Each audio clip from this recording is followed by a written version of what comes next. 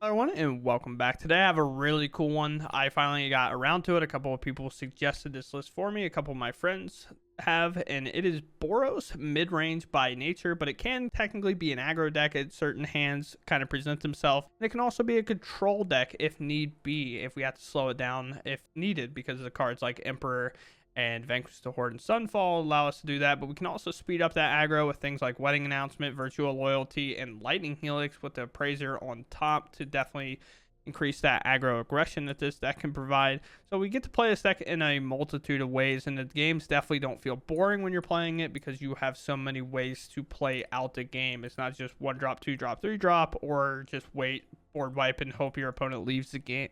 So outside of that, we're going to go ahead and hop into the games. I hope you all enjoy. And if you enjoy my content, please, for me, be sure to subscribe. I would truly appreciate it. Let's just get out there and game. Sure. Fine. Play a Wedding Announcement, because that's the thing we need to. These Field of Ruins looking kind of bad. And honestly, if they put -1 on our creature, like, we don't really care that much.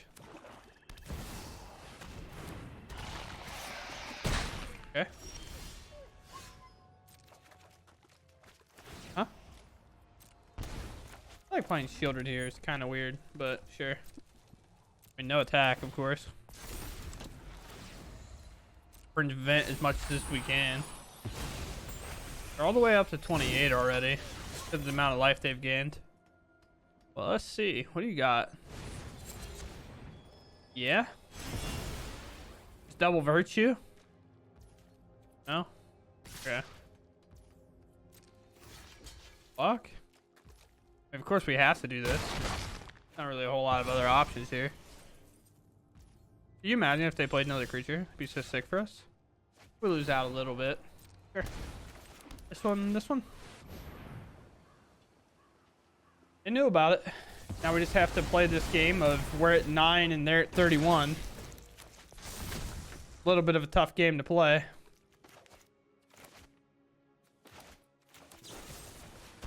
Fair enough. Gotta lose your 3 life. That makes sense to me. You have a get lost for this though. Graveyard Trespasser. Slightly annoying, but not like the worst card of all time for us, considering what our hand is. I'll just discard this Field of Ruin. And I could probably go ahead and Lightning Helix this thing. Yeah. So, this. And not feeling that upset about it by any stretch. We'll activate this. Pick up this 4/4. That is 1 an artifact and 2 bigger than Cut Down can deal with. So it feels pretty good thus far. And then we can Notorious, maybe -4, hopefully hit something well. The only real fear is, I guess, hitting a get lost, but it doesn't matter too much. Return up to 2 creature cards. Each opponent sacrifice a creature. Okay. Have your Graveyard Trespasser back. Sure. 1, 2. Yeah, just a little bit short there. Guess we go ahead. I just play this and just make creatures. Maybe. Not really sure. I guess I'd rather just govern next turn when they have this in play. So if I do hit a spell that's like Lightning Helix, for example, I can just hit it. Phyrexian. Okay. Makes shielded like slightly weird. Quintorius can also add red free cards in my graveyard. Now we get to do a sweet thing here. We'll discover. Let's see what happens. I mean, pretty sick. Starting to swing the game pretty fast. Yeah? Do I even care about this anymore? Not really. I think I'm just going face. Yeah, that's good. We've now taken the life lead thus far. So go to combat. Attack for this. Yeah, that makes sense. 2. Now play it. I'll take 2 more to the Quintorius. We'll untap. We'll grow. Quite the takeover performance that our deck's going currently. That's a Shieldren. I have a Get Lost. Not sure that it matters. Draw. We Get Lost this. We bring up this. We attack. They block one thing, and then they take... So I guess they would block here or here. They would take 5, 9, plus this extra 3. So they would get... They'd get done for. So, very nice. Very cool. Come away with the win. Pretty dire at first, but maybe a little overcommitment to our Sunfall, but who knows. Oh, they showed up. Okay. We'll keep. We'll both play tap lane on one. They're probably Convoke, if I had to guess. Because Boros does nothing. Oh, never mind. I have no idea. They're not humans? Sure. We'll have to remove this before they go to combat, by the way. The reason why is because I don't want them to get value off of it for any reason. Unless they play a Packle, and then I feel like I have to remove it, but it's a game where just being on the draw is going to be devastating. Sure. Huh? They are Boros Convoke. They just have some weird stuff going on. I'll make you 2 map tokens for your thing to target.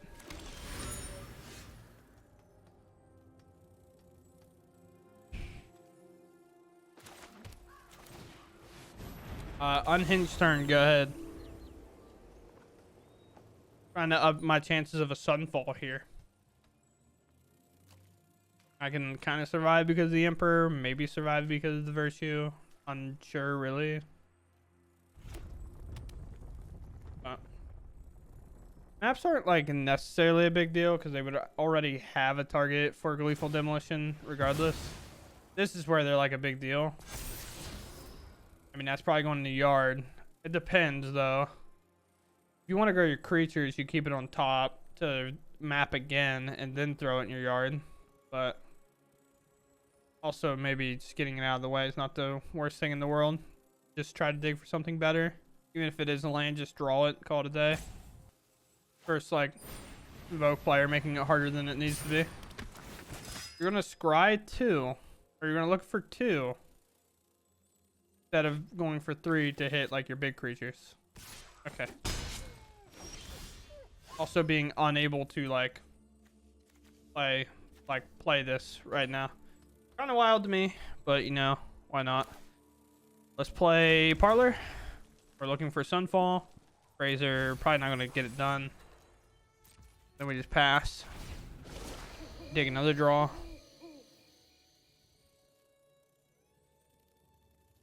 Just yeah. Get rid of the creature land. Not really gonna be a thing I would like to play anytime soon. We're in fighting for our life moment right now. Oh, 5 mana. That's a lot.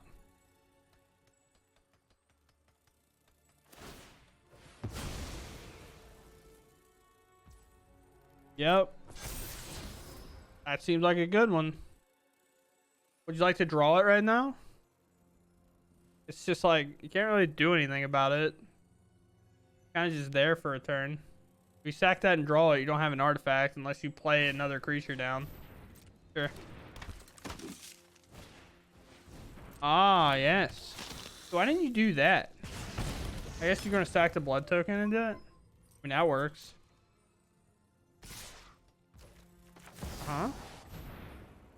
They can just sack this blood token, pitch a card, grab a Gleeful Demolition, and pop the clue if they really want to. I am the Emperor of Kamigawa. I cast 2 spells, so my Celestis will trigger again.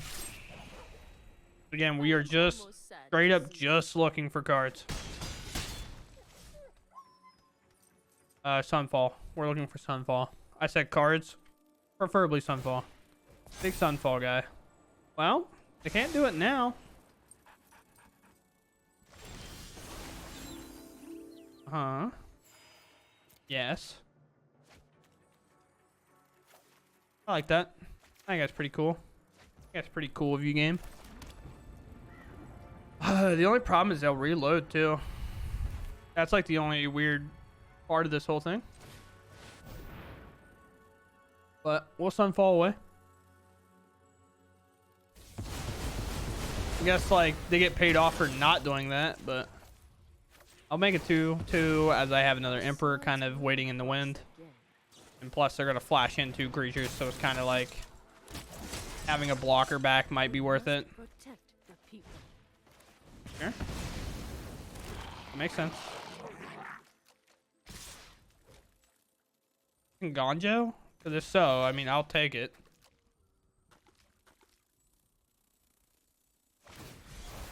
Sure.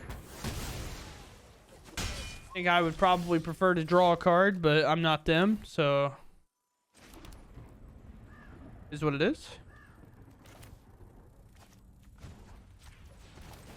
Do this.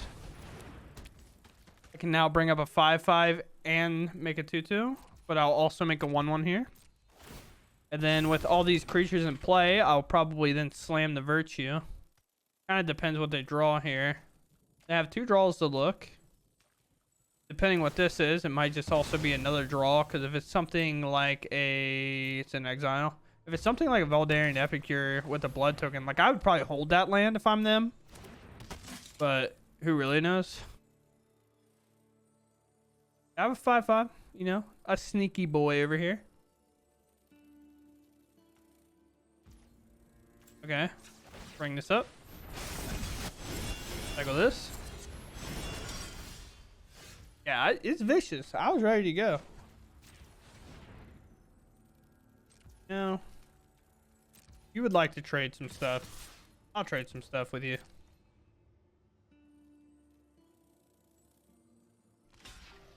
Sure. I mean, that makes sense. Protect yourself for 5. You can always bring this back later. It's not like a requirement that you have to do it. And I'd much rather this thing get the counter now. So I'm going to just, you know, take a big board stay here. Wedding's going to draw a card, so it doesn't really matter that we stack the triggers correctly. Make sure you do stack this the right way, though. Because I was, like, playing a side game, just, you know, like playing a game with the deck. And then my wedding announcement stacked behind my Virtue, so I made 2 tokens, and then my Virtue untapped everything, and then I made 2 tokens, so I was left with 2 1/1s. They're both in-step triggers, so you should be able to stack them. My opponent goes first. We have a great card if they're Boros. We have a great card just in general, and then, you know, some other cards that are questionable if they're good.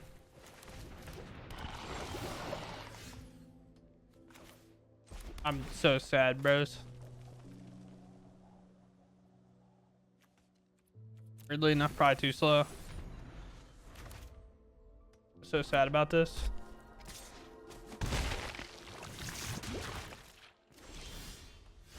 I guess we're playing this game for a while. Or I try to make it 2/2 and it gets bounced. Or I try to make it 2/2 and it gets bounced. Or it just gets countered, I guess. That's always a possibility, too. It could get snared. It could get Fading Hope. This could just get countered. I'm having the time of my life. Oh, yeah. The Sunfall that we threw away. I have 3 cards in hand. Take 2 poison if I let this just happen. I could Wedding Announcement, but then I still take a poison. It's just like, I'm screwed if I don't, I'm screwed if I do. If I Helix this, it like is good. If I don't Helix it, it's just bad. And now I have to play another tap land, play a Wedding Announcement into this counter spell.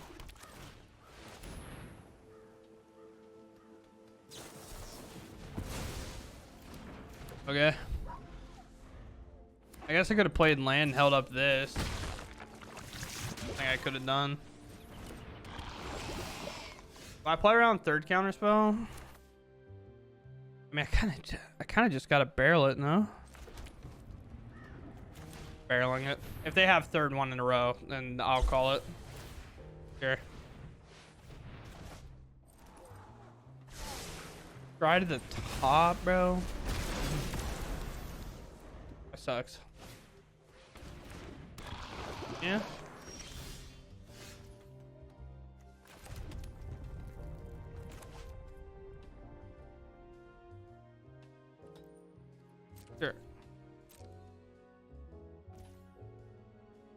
Turn.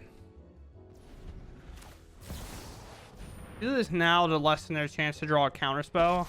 Now, of course, they have the option to attack me or not, but You've done it. I'm just trying to lower the total possibility of them drawing the counter spell. On the combat? Makes sense. Get 2/2. The only real issue with doing this is like they can now bounce stuff and proliferate my poison. Kind of why I was just like, I don't really want to do this necessarily, but I think I have to. This is also a 1/2, so their land's not available to buff. By the way, we attack. Could bring up my land and attack and just try to get as super aggressive as I can.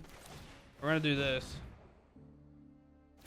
If it's a lightning helix, I'm just targeting them, I think. Well, I guess I'll play the Celestis. Why not? You get token? Sure. Now this token is a 3/2, so we have to be careful of that because of this land right here. Okay. My turn. I take an action. Vanquish the Horde good, but I think Appraiser's probably better here.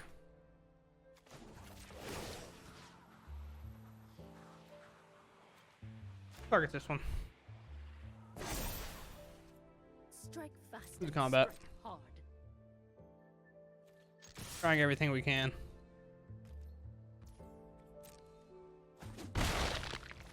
Sure. You drop? And this. This is make token and then march. I will cry because that's like quite the way to lose. I think it might be what it feels like it is. Take action, I guess. The march. I'm at 21 life, but I'm at 7 poison. They have exactly 3 creatures. But if they have a march of otherworldly light, I lose. I mean, 0 upon 0 chances I'm not blocking this.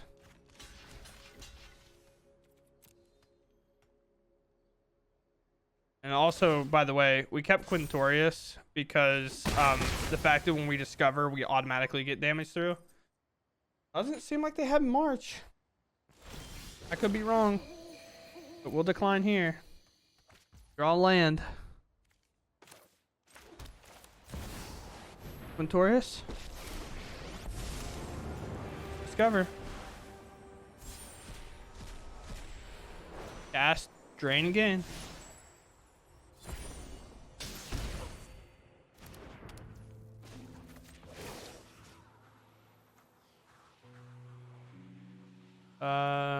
Plus here. Bring up here.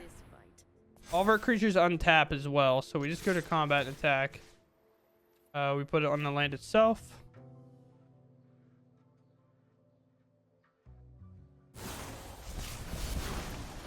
Sure. Have 9 exactly. Did we get there? There is no way. I cannot believe that we won that game. Holy. That might be genuinely the luckiest game I've ever played. I know it doesn't seem that way, but to go to 7 and them just draw what felt like nothing. Like, I don't know. They weren't playing lands. They weren't doing anything else. What were these cards? Were they more just like, they just had to be more poison creatures, right? That just couldn't keep up with the board? Because, for example, if it's this creature, you're better off making a Mirrex token. Like, you're better off not letting me do a Sunfall and kill all your creatures. Like, you're better off just making this on instep, I think.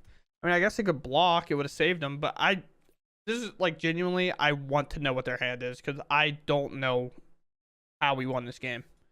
I was just so, like, All right, we lost, you know. Just got to get through it.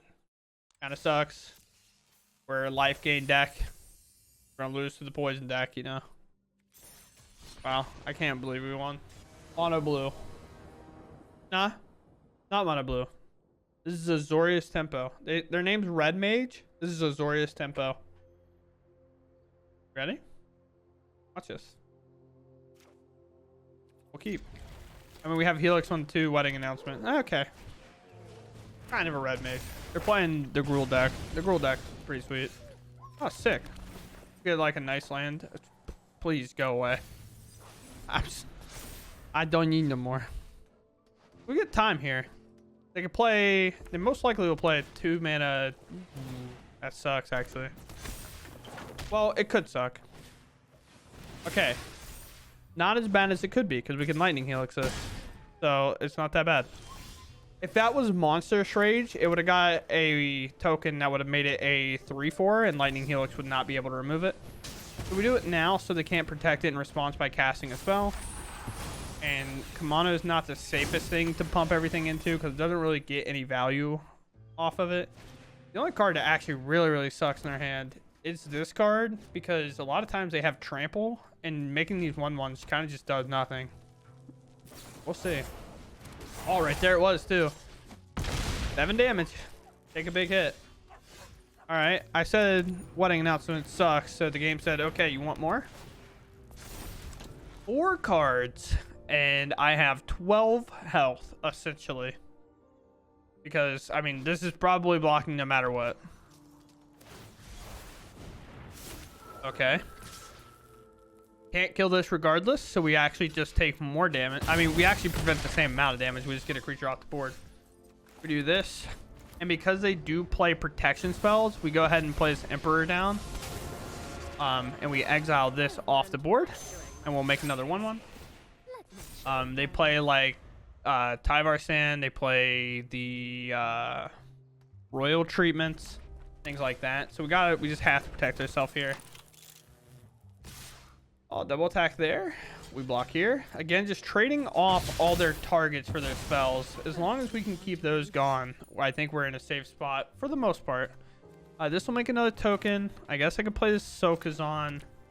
And I will just play Wedding Announcement number 2 and then cycle this Virtue. Then I can probably just block.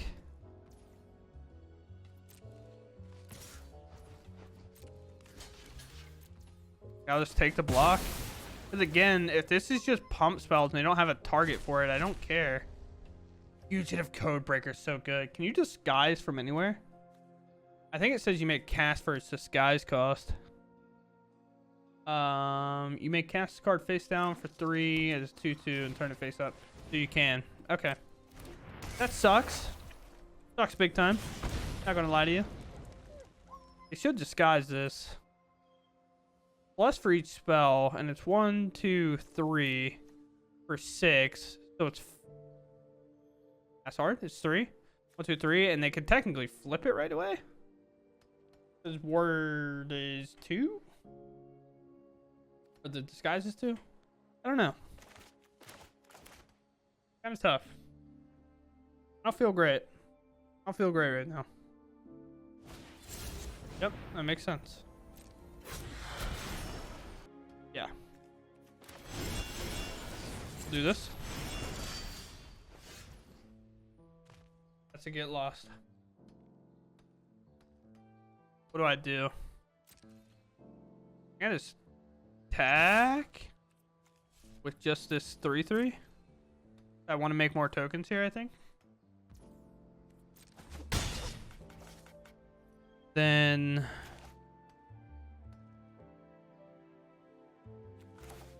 I don't think I can go too wrong with just making a bigger board. So you see here, by the way, this is what I'm talking about. It's trying to make the token before the Virtue loyalty. So you want to make sure that your wedding announcement is going to resolve first to make sure your human gets made so you can grow it. Of course, they can flip this here. They do have to discard their hand, I believe. It is... Oh, it's 4 mana for them to flip it over. They couldn't have flipped it over. We could have just removed it. I guess I was forgetting how that card worked exactly. I haven't played with it. I've only seen it very seldomly, so I'm not entirely sure. This cost produced by 1 for each instant sorcery card from your graveyard. Oh my god, did they just play another one? There's 3. I have no idea what's going on. I can get lost this one though. I can not like let that happen. That'd be sick. Big fan of not letting that go down. Now they have to kind of be concerned because I'm going to be able to attack every turn with this Virtue kind of lurking around. Other Kimono Prowess comes up.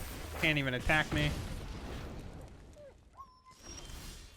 Sunfall is cool and all, but I think just getting lost this and just attacking for a ton makes way more sense. Autopay. That was another one. So now we attack out. Seems like a wild play to make, but it's actually not that bad. Because again, this untaps. We will draw. That's the only real downside, I guess. Like, dude, we want to make another token, but this is going to flip over. So not only is this going to be like a 4/4, it's now going to be a 6/6 because it's going to get bigger. And then I'll make 2 more 5/5s. Again, Wedding Announcement is going to draw a card, so we don't have to worry about stacking it there. You know, the thing I just brought up about making sure to move it. You should just move it out of habit to train yourself to like make sure you're doing it correctly every time. But I chose not to. Honestly, I'm proud of our opponent. They walk around just announcing to the world that they're a red mage. And they play red. And I respect that. That's respectable. You know? Not everybody got the pride to do that, you know what I'm saying? We're blocking out, by the way. If that wasn't obvious enough, we're definitely blocking out.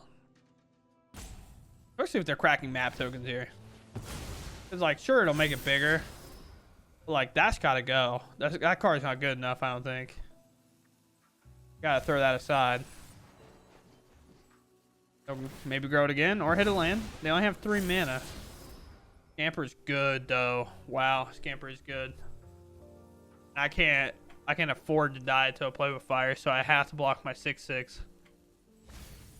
Wow, they let Scamper go. That's kind of crazy to me. I want to keep my creature around, so I'm gonna hit you for 6. Witchstalker Frenzy's good. You actually have the mana to do it, and you can take out my 6/6. Play with fire is fine. One of the reasons I kind of was like, I can't afford to take the damage. This could be a play with fire. What do you take though? I don't blame them for taking time here because this is definitely the make or break decision for sure.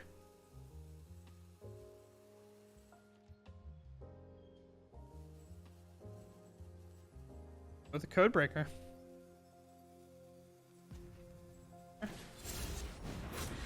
Face down. They're committing to the bit. They're gonna have to block with it though. Let us play this. Let us play this. We don't care about this at all. Can I play the other side? I can. And that should be lethal. I mean, I guess it's lethal this way too, right? Yeah. Doesn't really matter too much. Just get that out of the way. Now they have to double block. And it's not going to be enough. I could have just removed one, removed the second one, forced a block, but that was a really, really close game. We definitely could have lost that game for sure. I think the opening opportunity there was the Sokazan cycle. I think that's where we really found our window to kind of take an advantage of the current board state, because normally a Sokazan cycle means my hand sucks. I got nothing else to do, because it's not even like they were missing a creature. They had a creature, but they went full shields down. We got the Emperor to slide in and exile the thing, and we just slowly traded off the other pieces, so they had to find more. Hello everyone, and welcome to the outro here. I kind of already did this once. I was babbling. I just started talking off on a tangent like I'm doing right now. But the reason why is because I started talking about how this matchup plays against control. We didn't play against control ourselves, but we have a lot of cards that are just good for that matchup, and I think we're actually pretty well favored in it, more than maybe our other matchups are. We have quite a lot of burn here. I think it's 21 overall. If my math's right, it's 3 times 7. Yeah, so 21. Now obviously that's not going to get it done. They're going to gain some amount of life at some point for whatever reason, but that's where like our virtues and wedding announcements come in. We can make tokens and kind of attack. Geological appraiser can be good and kind of doing whatever. Celestis kind of has to be answered for control decks because they don't want you constantly cycling away your bad cards like the Sunfalls and Vanquish the Hordes against them. That's not what they're really in the mood for. Plus, we also have like 3 of these manlands over here that are pretty devastating and 4 Field of Ruins to keep their manlands in check. And also Ahsoka-san, which can actually be pretty devastating against control sometimes because that's 2 creatures. They don't really want to waste Sunfall on it. We're also 6 stack deep on our Planeswalkers, and one of them is a win condition by far against them, as it gives us value on the Discover mode. It deals damage if we cast cards from exile, which is great. And then also just making 3/2 threats after that part is just really nice. So I think our control matchup is not that bad. I could be wrong. I have not played against control with this deck, so I don't know. Yell at me, I guess, if that's the case. But other than that, I mean, I think we saw pretty much what this deck can do against most decks. That's why I didn't quite want to make this video quite as long as it could be if we were just kind of barreling some games off. Also, the season's resetting soon. I apparently misread the profile because I said in one of my videos 2 days ago that it resetted tomorrow, and it hasn't even reset yet, and it's been 2 days later. So I have no idea what I read. But outside of that, this deck was really enjoyable. It plays second in a challenge, which is really cool. It's definitely a different variation than a deck you're normally going to see on the ladder, and it's super fun. I will break it down here, like in terms of rares, like I do sometimes, but a lot of these you're kind of going to already have in terms of like most of these cards you'll have from building other decks and are just good overall. Because if you play white at all, probably stumbled across crafting the Wandering Emperor. You might have these virtues because they were definitely dominant kind of before Murders of Karlov Manor came out. Like this was a must-of in any white deck playing creatures.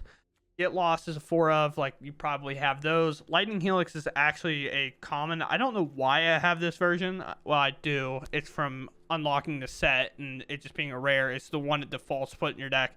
But you can get this at it's either a common or uncommon, so this is a little bit misleading.